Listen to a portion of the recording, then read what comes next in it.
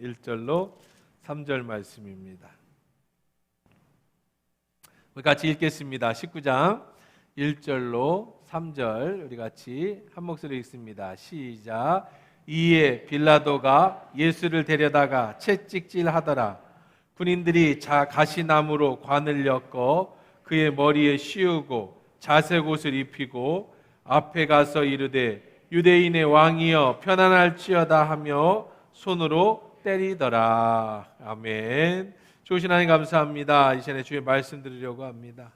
생명의 말씀이 하나님의 음성으로 들려지는 은혜의 시간 되게 하옵소서. 예수님의 이름으로 기도합니다. 아멘. 우리 계속해서 예수님이 재판받는 장면입니다. 헤롯은 예수님이 죄가 없다는 걸 알았습니다. 그래서 무죄를 선포했지만 어리석은 백성들이 계속해서 예수를 죽이라고 소리칩니다. 헤롯은 자기가 믿는 정의 앞에서 현실적인 문제, 이 둘 사이에서 빌라도는 잘못된 선택을 합니다.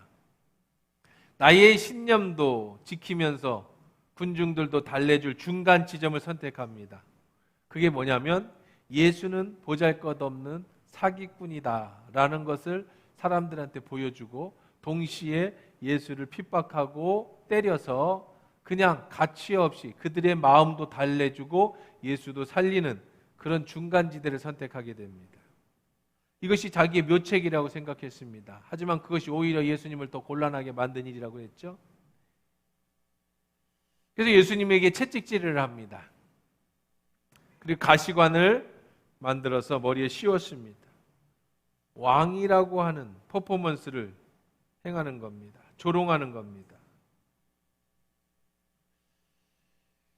지금 계속해서 우리가 요한복음에서 1장부터 쭉 강해를 하고 있고 지금 특별히 예수님이 곤란을 당하시는 그런 지금 장면에 들어섰습니다. 근데 여러분 요한복음을 흐르고 있는 관통하고 있는 성경 전체를 관통하고 있는 오늘 본문의 말씀에서 관통하고 있는 한 가지 주제의 핵심이 있는데 그게 뭔지 아세요? 그게 바로 왕이신 예수라는 거예요. 왕이신 예수. 예수님이 왕으로 입성하셨습니다. 헤롯이 예수님께 묻습니다. 네가 왕이냐? 예수님도 내가 왕이라고 했습니다. 그러나 내 나라는 이것에 임하는 것이 아니다라는 것을 말씀드렸죠. 그리고 사람들은 예수를 왕으로 인정했습니다. 그래서 자기의 옷을 벗어서 예루살렘의 왕으로 입성하시는 예수께 경배했습니다. 그런데 그 왕이신 예수가 빌라도 앞에서 무능력하게 무릎 꿇는 있는 모습을 보고 사람들의 마음이 변했어요. 왕이 아니다. 사기꾼이다. 왕이 어찌 빌라도에게 무릎을 꿇느냐. 빌라도도 계속해서 왕이냐 아니냐를 물었습니다. 그래서 빌라도가 선택한 것은 이겁니다. 예수를 왕으로 만들자. 무슨 왕?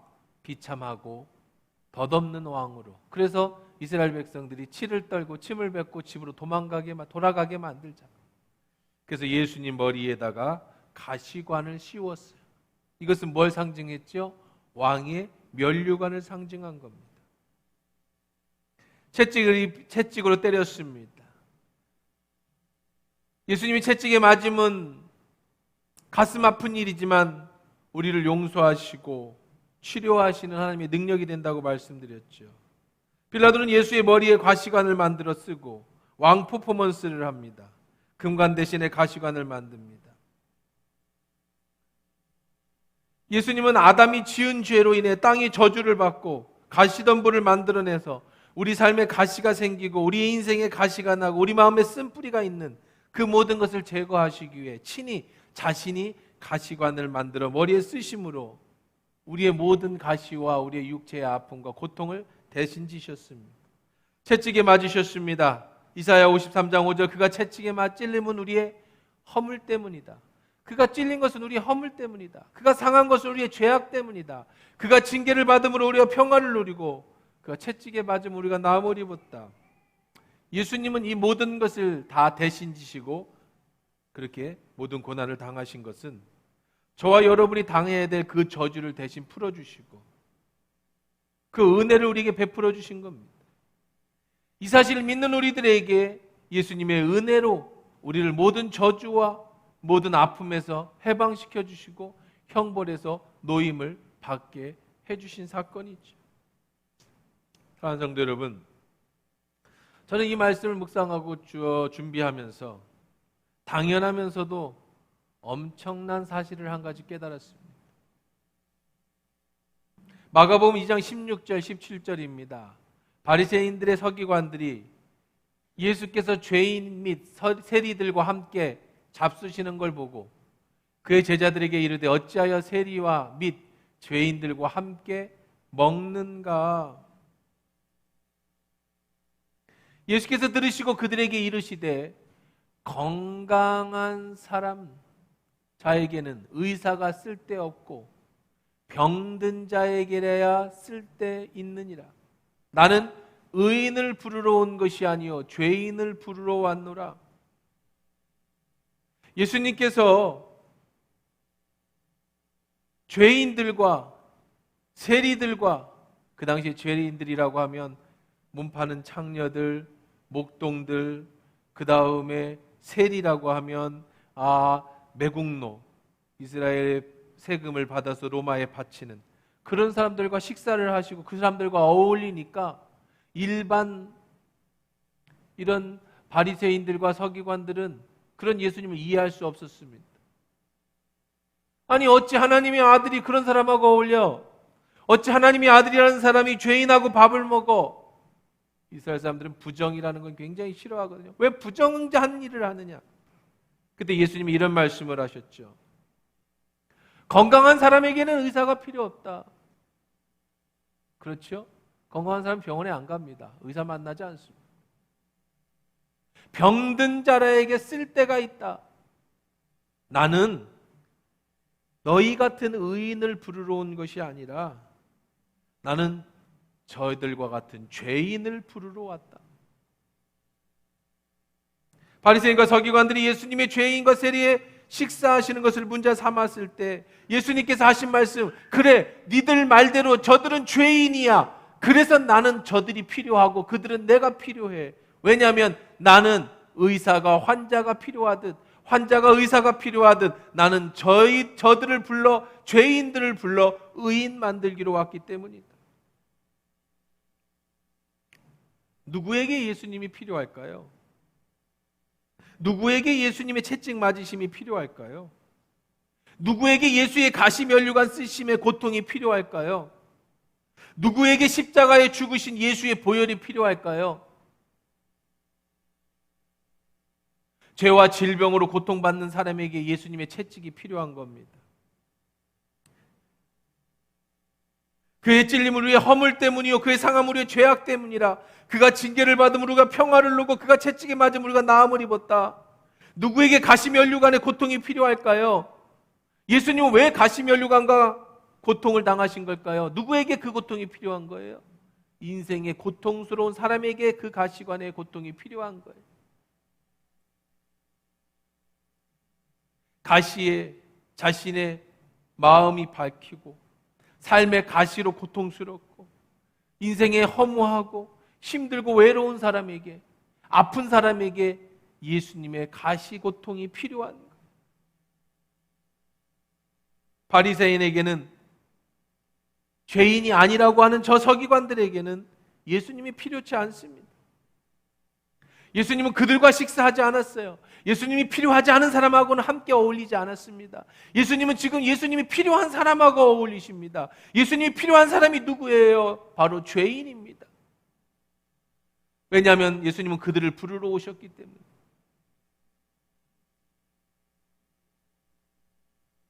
오늘 예수님이 필요한 사람이 누굴까?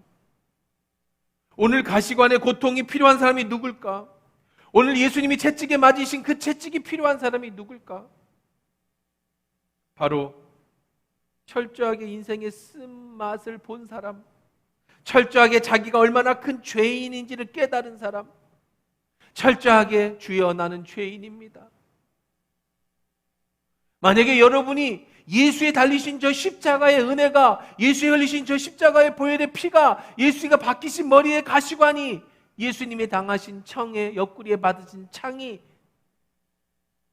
여러분에게 와닿지 않는다면, 그 은혜를 아직 경험해보지 못했다면, 여러분은 아직 내가 죄인이라는 사실, 예수님 없이는 살 수 없다라는 사실을 철저하게 인정하거나 실감하지 못했기 때문입니다. 아직도 나는 예수님의 십자가 없이 살 수 있다고 생각하기 때문입니다. 여러분은 종교인입니다. 그저 예수 믿고 마음의 평안을 얻고 예수 믿고 그저 복을 받는 종교인입니다. 예수님은 그런 종교인을 위해서 이 땅에 오신 게 아니에요. 여러분, 은혜가 뭔지 아세요? 은혜 받았습니다 할 때 은혜? 은혜라는 건 내가 어떤 복을 받고, 은혜라는 건 내가 어떤 생각하지 못한 것들을 깨닫고, 은혜라는 것은 어떤 내가 하나님 앞에 축복의 그런 기쁨을 얻고, 이게 은혜라고 생각하는데 그렇지 않아요. 그건 은혜가 아니에요. 넓은 의미에서 은혜라고 얘기할 수 있겠지만 진짜 은혜는 아닙니다. 진짜 은혜라는 건 뭐냐면 철저하게 나의 연약함을 깨닫고, 철저하게 나의 죄를 깨닫고, 철저하게 나의 무력함과 무능함을 깨닫고, 철저하게 내 속에 있는 가시와 상처와 아픔이 나를 찌르고 남에게 해를 끼치는 나는 죄인이라는 그 사실을 깨닫는 게 은혜, 자신을 발견하는 게 은혜라는 겁니다. 내가 용서받아야 될 죄인이라는 사실, 내가 치료받아야 될 환자라는 사실, 내 삶에 가시가 있고 그 가시를 뽑아야 내가 살고 주변이 산다는 사실, 그 사실을 인정하는 사람, 그것이 인정되는 사람, 그 사람이 은혜예요. 많은 사람들은 애써 외면하고 살지요. 예수님 없이도 살 수 있는 것처럼 외면합니다. 내 안에 가시가 없는 것처럼, 내 안에 아픔과 슬픔이 없는 것처럼 덮어놓고 삽니다. 나는 죄인이 아닌 것처럼, 내 인생은 내가 모든 것을 책임질 수 있을 것처럼, 내가 모든 것을 이겨나갈 수 있는 능력 있는 사람일 거라는 그런 생각을 가지고 살아갑니다. 그렇게 숨기며 살아갑니다. 그러다가 어느 순간 어떤 이유가 됐든, 인생의 비참함을 느끼든 한계를 느끼든 말씀을 들었든 어떤 이유가 됐든 한순간에 내가 그런 부족하고 연약한 것을 깨닫는 것이 은혜를 받은 거예요. 내가 죄인이라는 것을 알게 되는 것, 그것이 은혜입니다. 환자가 의사 앞에 갔을 때 내 병이 무엇인지 드러나는 게 은혜예요. 가장 무서운 병이 뭔지 아세요? 암인가요? 뭐 어떤 다른 질병인가요? 제일 무서운 병은요, 자기가 죽어가고 있는데 어디가 아픈지 모르는 게 제일 무서운 병이에요. 분명히 나는 죽어가고 있는데 어디가 아픈지 몰라. 아무리 의사를 찾아보고 엑스레이를 찍어보고 다 해봤는데 내가 어디가 아픈지 모르는데 나는 죽어가요. 어딘가에 아픈 걸 알아야, 암이 있는 걸 알아야 항암 치료를 하든 수술을 하든 뭘 하든지, 어디가 문제가 있는지 간을 뭐 이식을 하든 뭘 하든지 해야 될 텐데 뭐가 어쩐지도 모르고 죽어가는 것, 안 아픈 것처럼. 근데 사실은 자기가 죽어가는, 이게 제일 무서운 병입니다. 우리도 그래요. 내가 죄인인데 죄인인 줄 알지 못해요. 내 안에 가시가 있어서 나도 찌르고 남을 찌르고 인생에 나와 주변을 어렵게 하고 있는데 그걸 어렵게 하는 것을 몰라요. 위로받고 치료받아야 되는데 내가 위로받고 치료받아야 될 존재인지도 몰라요. 어렸을 때부터 자신의 일은 스스로 해결해야 된다고 학교에서 배웠기 때문에 내 인생을 내 스스로 살아가려고 하지만 살면 살수록 더 고통스러운 인생이, 그럴 때 비로소 내가 죄인이라는 것을 깨닫고, 그때 비로소 용서받아야 된다는 걸 깨닫고 치료받아야 된다는 걸 깨닫게 되는 것, 인생의 가장 비참한 내 자신을 바라보게 되는 것, 그것이 은혜예요. 그건 누구에게나. 저는 지난주에 전국에 있는 목회자 5,500명이 모여서 함께 집회하는 장소를 다녀왔습니다. 어느 대형 서울에 있는 교회에서 기회를 주셔서 전국에 있는 목회자 5,500명이 모여서 함께 예배를 드렸습니다. 함께 1박 2일의 세미나를 가졌습니다.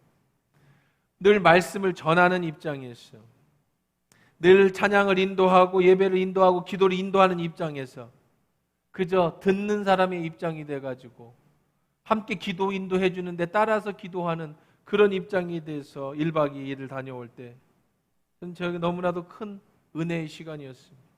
위로가 되고 회복이 되고 너무나도 감사한 시간입니다. 5,500명의 목회자들이 함께 코로나의 이 문제를 주님 앞에 아뢰고 우리의 죄를 용서를 빌고 또 다시 한번 한국교회를 통해 회복의 운동이 일어나게 해달라고 그렇게 기도했습니다. 120년도에 연전에 평양의 장대현 교회에서 회개 운동이 시작되므로 한국의 대부흥 운동이 일어나 역사 이래 전 세계에서 구제를 받던 나라가 구제해 주는 나라가 유일한 나라가 대한민국이 됐습니다. 이제 다시 우리가 회개하고 다시 일어설 때 한국교회가 다시 이제 우리가 한국교회가 전 세계를 움직이는 교회로 이제 세계를 다시 한번 복음으로 물들여야 되는 교회로는 사명을 가지고 돌아옵니다. 그때 전 제 자신을 발견했어요. 5,500명이 함께 통성으로 기도할 때 내가 얼마나 큰 죄인인지 내가 얼마나 나약한 존재인지를 깨달았습니다. 목사입니다. 여러분들에게 회개를 촉구합니다. 그때 내 자신을 볼 때 내 자신조차도 얼마나 회개해야 될 죄인인가 하나님 앞에서 철저하게 깨닫고 너무나도 눈물을 흘리며 울면서 기도하는데 가져간 손수건이 없어서 거기서 단체 티를 하나씩 나눠줬어요. 옷 위에다가 그냥 흰 티를 입었는데 그걸 벗어서 흐르는 눈물과 콧물을 닦아가며 그렇게 간절히 기도했어요. 회개했어요. 여러분에게 전한 십자가 예수께서 나를 위해서 가시관을 쓰시고 예수께서 나를 위해서 예수께서 나의 채찍을 맞으시고 그런데 그런 개념이 아니라 왜 맞으셨는가? 바로 나라는 거야.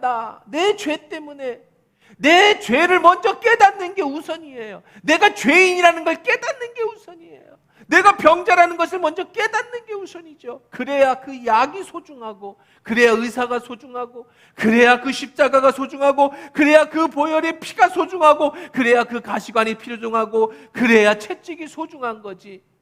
남의 얘기처럼 들리면 무슨 의미가 있겠느냐는 거예요. 십자가의 은혜를 깨닫기 전에 내가 죄인인 것을 깨닫는 게 더 중요하다고요. 그렇습니다. 저도 그렇고 여러분들도 그렇습니다. 은혜를 받아야 됩니다. 은혜를 받아야 됩니다. 그 은혜가 다른 게 아닙니다. 내가 얼마나 큰 죄인인지를 깨닫는 게 은혜예요. 내 안에 가시를 발견하는 게 은혜예요. 인생에 무너지는 게 은혜예요. 그리고 그 모든 문제를 십자가 앞에 가지고 나아갈 때 비로소 그 면류관에 가시 면류관이 내 아픔으로 다가오고 나의 아픔을 씻어주시는 예수의 은혜로 다가오는 거고 내 아픔을 느낄 때 내가 병이 있고 나의 육신의 병 마음의 질병이 깨달아질 때 나를 위해 채찍에 당하시고 나의 나음을 위해서 죽으신 예수의 보혈의 은혜가 그때서야 비로소 깨닫게 되는 거죠.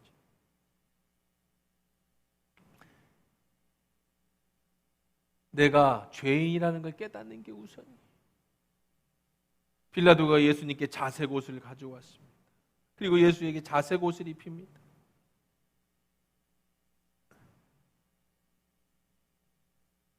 (19절에) 군인들이 자시나무로 관을 엮어 그의 머리를 씌우고 자색 옷을 입히고, 자색 옷이라는 것은 무슨 죄인들에게 입히는 죄수복이 아닙니다. 자주색이라는 것은 그 당시에 엄청난 겁니다. 재산입니다.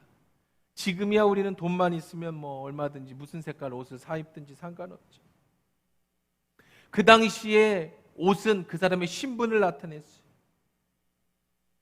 자색은 왕의 신분을 나타내는 색깔의 옷입니다. 최상의 왕족들만, 특권층만 입을 수 있는 그런 옷입니다. 성경학자들에 따르면 당시의 자색 옷감은 1파운드 450g에 5만 데나리온이었다고 합니다. 엄청난 금액이죠. 그만큼 만들기도 어렵고 귀하다는 겁니다. 한 데나리온이 하루의 품값이라고 했으니 지금 돈으로 환산하면 최하가 5억 원이 넘는 금액이에요. 1파운드 450g의 이 옷감은 5억이 넘는 만큼의 가치를 가진 겁니다. 그러니 보통 사람들은 보기도 힘들지만 당연히 입을 수가 없어요. 예수님이 비유로 말씀하실 때 거지 나사로와 부자를 비교하며 누가복음 16장 19절 한 부자가 자색 옷과 고운 베옷을 입고 날마다 호화롭게 즐기더니 그때 나온 첫 번째 말이 뭐냐면 한 부자가 있는데 자색 옷과 고운 베옷을 입었다. 우리는 자색 옷을 입었나 그렇게 느끼겠지만 히브리인들은요, 유대인들은 자색 옷을 입었다 그러면 저 사람은 왕족이구나, 저 사람은 어마어마한 부자구나 바로 알 수 있는 거예요.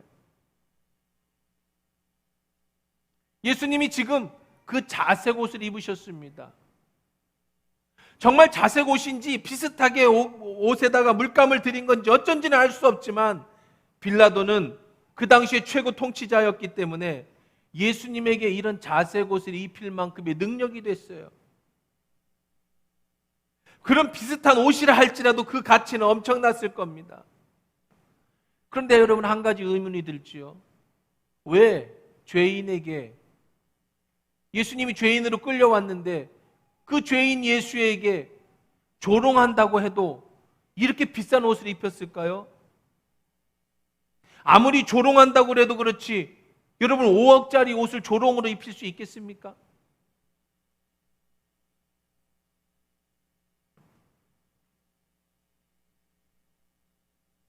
빌라도는요, 예수 당신이 스스로 왕이라고 했으니 내가 너를 왕으로서 조롱한다라는 의미로 머리에는 가시관을 씌웠지만 옷은 정말로 그 비싼 왕이 입는 왕족의 옷을 입혔다는 거예요. 물론 나중에 걷어갔습니다.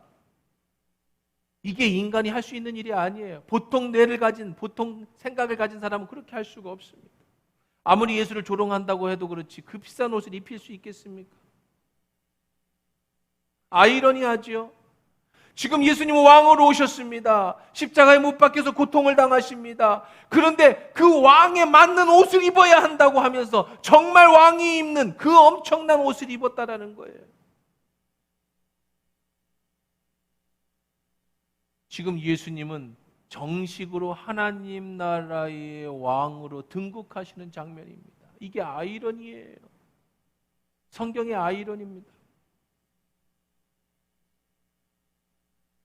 이스라엘 백성은 빌라도는 예수가 왕이 아니라고 생각해서 그를 놀려주려고 골려주려고 조롱하려고 왕의 옷을 입혔는데 가시관을 씌우셨는데 손에다가는 왕의 임금의 규가 아닌 갈대를 들렸는데 그런데 사실은 이게 진짜로 지금 예수 그리스도께서 왕으로서 입성하시고 나서 왕의 보좌에 앉으시는 등극의 시간이었다는 거예요.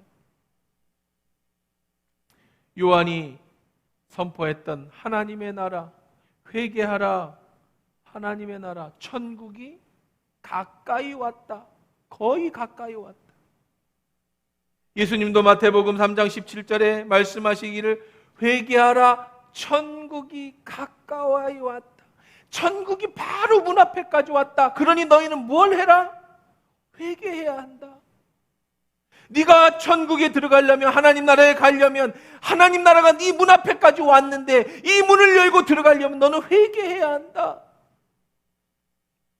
하나님 나라라는 거예요. 하나님의 나라. 지금 예수님은 하나님 나라의 왕으로서 입성하고 계시고 또 왕으로 등극하고 계시고, 비록 예수님은 고난의 왕입니다. 하나님의 나라가 이제 시작됩니다.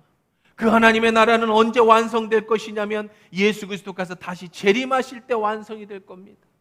예수님의 하나님 나라의 시작은 그분이 조롱을 당하시고 고통을 당하시고 아픔을 당하시는 데부터 시작됐어요. 이 사실을 믿는 자들, 내가 회개해야 된다, 나는 죄인이라는 사실을 믿는 자들, 그리고 그 왕 앞에 무릎을 꿇는 자들, 그 십자가 앞에 무릎을 꿇는 자들, 그 예수의 십자가에 흘리신 보혈의 피 앞에 무릎을 꿇는 자들, 그 자들만이 하나님 나라에 들어갈 수 있는 자격을 얻게 되는 것. 빌라도가 조롱하게 입힌 왕이 옷은 오히려 예수님이 정식으로 왕으로서 입성하시고 왕의 보좌에 앉는 은혜의 시간이 되고 온천하에 선포하는 계기가 된 것. 오늘 3절에 봅니다. 앞서가서 이르되 유대인의 왕이여 평안할지어다 하며 손으로 때리더라. 군병들이 예수님의 자색 옷을 입으시고 머리에 가시관을 쓰고 손에는 갈대를 들으신 그 예수님 앞에 무릎을 꿇습니다. 그리고 왕에게 하는 인사를 합니다. 왕이여 평안할지어다. 그리고는 조롱합니다. 그리고 예수의 뺨을 때립니다. 겉으로는 순종하는 것처럼, 겉으로는 정말 왕을 대하는 것처럼 무릎을 꿇어서 그 앞에서 조롱을 하고 나서는 그리고 예수의 뺨을 때립니다. 이게 성경의 아이러니한 일이죠. 진짜 왕인데 진짜 왕으로 세워놓고 그리고는 그 앞에 무릎을 꿇어서 진짜 왕에게 인사하듯 하더니 일어나서 그의 뺨을 때리고 조롱하는 것. 자신들이 지금 무엇을 하고 있는지 모르고 있다는 거예요.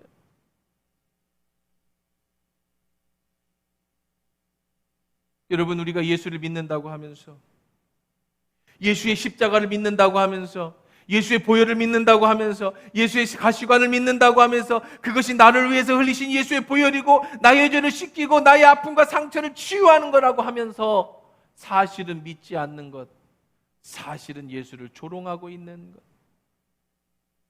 그것이 바로 예수를 믿지 않는 이 군병들과 같은 우리들의 모습일 수 있다는 것. 예수님 이 땅의 왕으로 인정받은 것은 크게 3번입니다. 첫째는 태어날 때입니다. 동방의 박사들, 다시 말해서 이방인들이 왕으로 오신 예수를 경배하기 위해서 황금과 유향과 모략을 가지고 왔습니다. 두 번째는 오늘 자색 옷을 입으신 예수께 앞에 이 군병들이 경배한 겁니다. 그러나 이 경배는 동방의 박사들이 예수를 왕으로 경배한 것하고는 다른 모욕의 경배였습니다. 조롱의 경배였습니다. 예수의 뺨을 때렸습니다. 누구나 예수 앞에 서지만, 예수 앞에 무릎을 꿇지만, 어떤 이는 진심으로 예수의 십자가와 왕으로 오신 예수를 찬송하는 자가 있는가 하면, 어떤 사람은 거짓과 가식으로 예수의 십자가를 조롱하는 그런 사람도 있다는 거죠. 세 번째, 예수님은 누구에게 인정받을 수 있을까요? 계시록 17장 14절, 그들이 어린 양과 더불어 싸우려니와 어린 양은 만주의 주시요 만왕의 왕이심으로 그들이 이기실 터이요 또 그와 함께 있는 자들 곧 부르심을 받고 택하심을 받은 진실한 자들이다. 이제 만왕의 왕 앞에 무릎을 꿇을 수 있는 자가 누구냐? 예수의 십자가 앞에 자신의 아픔을 내려놓고 내가 용서받아야 될 죄인이라는 걸 깨닫고 그 죄 앞에 용서받은 자가 진심으로 만왕의 왕이요 만주의 주 되신 예수 앞에 무릎을 꿇을 수 있게 되는 겁니다. 진리는 무엇일까요? 무엇이 진실입니까? 빌라도가 물었던 그 진리가 뭡니까? 당신은 진정한 왕이냐였습니다. 아니면 진짜 사기꾼이냐는 거였습니다. 이것이 무엇이 진리냐? 진리는 이것입니다. 예수 그리스도는 만왕의 왕이요 만주의 주이신 줄 믿습니다.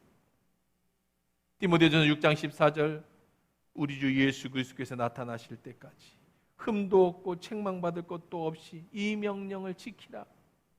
기약이 이르면 하나님이 그의 나타나심을 보이시리니 하나님은 복되시고 유일하신 주권자이시며 만왕의 왕이시며 만주의 주시요 오직 그에게만은 죽지 아니함이 있고 가까이 가지 못할 빛이 거하고 어떤 사람도 보지 못하고 또 볼 수 없는 이신이 그에게 존귀와 영광과 권능을 돌릴지어다. 아멘. 성경은 분명히 진리를 선포합니다.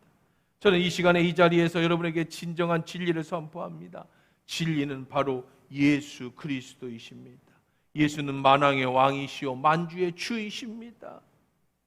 그 앞에 철저하게 자신이 죄인인 것을 깨닫고 그 십자가의 보혈로 죄 씻음의 용서를 받은 사람, 철저하게 내 안에 그 가시와 뼈, 상처와 아픔을 다 내려놓고 예수의 흘리신 가시관의 보혈로 용서함을 받은 사람, 그 사람만이 만왕의 왕이요 만주의 주 되신 예수의 나라에 들어갈 수 있고 그의 백성이 될 수 있다는 사실이죠. 가시관이 황금의 면류관으로 바뀌게 될 겁니다. 언제요? 다시 오실 때에. 영원한 하나님의 나라의 왕으로 임하실 때, 심판의 메시아로 이 땅에 다시 오실 때에, 그때 예수는 이 모습이 아니에요. 초림 예수는 처음 왕으로 등극할 때 예수는 우리를 살리기 위해서, 하나님 나라의 백성을 만들기 위해서 그런 모습으로 오셨다면, 다시 오실 예수 그리스도는 요한계시록 19장 16절 그 옷과 그 다리에 이름을 쓴 것이 있으니 만왕의 왕이요 만주의 주라 하였더라. 조롱당하실 예수가 아니라 심판의 주로, 만왕의 왕으로 만주의 주로 오실 것입니다. 예수님이 다시 오실 때 지금 예수님 앞에 군병들이 희롱합니다. 조롱합니다. 뺨을 때립니다. 채찍을 때렸습니다. 그러나 예수님이 다시 올 때 그 행한 모든 것을 심판하실 겁니다. 그들은 지금 얼마나 무서운 죄를 저질렀는지 모르죠. 요엘서 3장 14절 사람이 많음이요, 이것은 구약의 예언입니다. 심판의 골짜기에 사람이 많음이요, 심판의 골짜기에 여호와의 날이 가까움이로다. 해와 달이 캄캄하여 별들이 그 빛을 거두도다.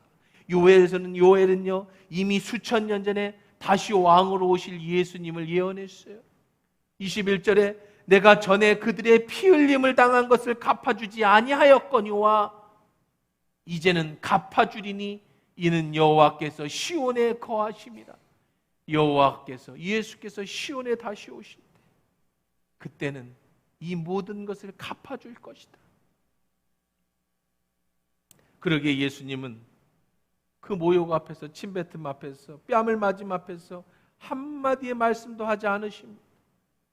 예수님은 고통을 당하기 위해 오셨기 때문입니다. 모욕과 조롱의 왕으로 이 땅에 시작하신 것을 아셨기 때문입니다. 왜 조롱을 당해야 합니까? 왜 그렇게 시작하셔야 됩니까? 예수님의 모욕이 없으면, 그 고통이 없으면, 조롱이 없으면 저와 여러분이 살아날 수 없기 때문에, 그 고통이 없으면 하나님 나라의 백성이 없기 때문에, 백성이 없는 왕이 어디 있습니까? 저와 여러분을 하나님 나라의 백성으로 삼으시려고, 저와 여러분을 하나님 나라의 자녀로 삼아주시려고 예수님이 그 채찍에 맞으신 거예요. 예수님은 만왕의 왕이십니다. 우리의 통치자입니다. 그럼에도 불구하고 우리를 살리려고, 저와 여러분을 살리려고 조롱을 당하시고 뺨을 맞으시고 침뱉음을 당하셨어요. 하지만 끝까지 참으셨습니다. 사랑하는 성도 여러분, 우리가 해야 될 일이 무엇일까요? 제일 중요한 건 그의 백성이 되는 일입니다. 그 백성이 되는 것은 예수의 십자가 앞에 철저하게 내가 죄인인 걸 깨닫고 그의 은혜와 십자가의 보혈로 거듭나야 하는 것이고, 둘째는 거듭났다면 이제는 예수를 따라가는 제자가 되어야 된다는 거예요. 왕은 통치의 개념이라고 그랬어요. 예수가 나의 통치자이십니다. 우리는 그의 백성입니다. 그러면 기꺼이 통치자이신 예수의 말씀에 따라 살아야 합니다. 그것이 바로 신하된 우리, 제자된 우리들의 살아야 될 도리인 거예요. 우리는 하나님 나라의 백성이 됐습니다. 하나님 나라의 백성이 됐으니 이제 그의 통치에, 그의 다스림 앞에 순종하고 따라가는 삶을 살아야 돼요. 우리는 그리스도인입니다. 그리스도는 예수를 따르는 사람이라는 뜻입니다. 말씀에 순종하고 그분의 길을 따라가십시다. 사랑하는 성도 여러분, 아직도 예수의 십자가가 가슴 깊이 내 안에 들어오지 못하신 분이 계십니까? 아직도 철저하게 내가 죄인이라는 것을 깨닫지 못하시는 분이 계십니까? 아직도 모든 것을 감추고 숨기고 인생은 내 스스로 살아갈 수 있다라고 믿고 그렇게 사시는 분이 계십니까? 여러분에게 주님의 은혜가 있기를 주의 이름으로 축원합니다. 십자가의 은혜가 있기를 축원합니다. 죄인인 것을 깨닫는 은혜가 있기를 축원합니다. 내 인생의 삶의 방향과 목적을 발견할 수 있기를 주의 이름으로 축원합니다. 예수의 십자가의 은혜를 경험하신 분이 계십니까? 그러면 그의 통치를 따르십시오.